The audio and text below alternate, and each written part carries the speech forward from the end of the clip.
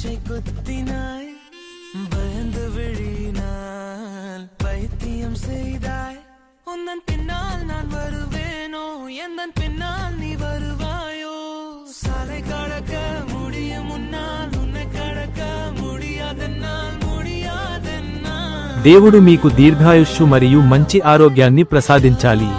పుట్టినరోజు శుభాకాంక్షలు.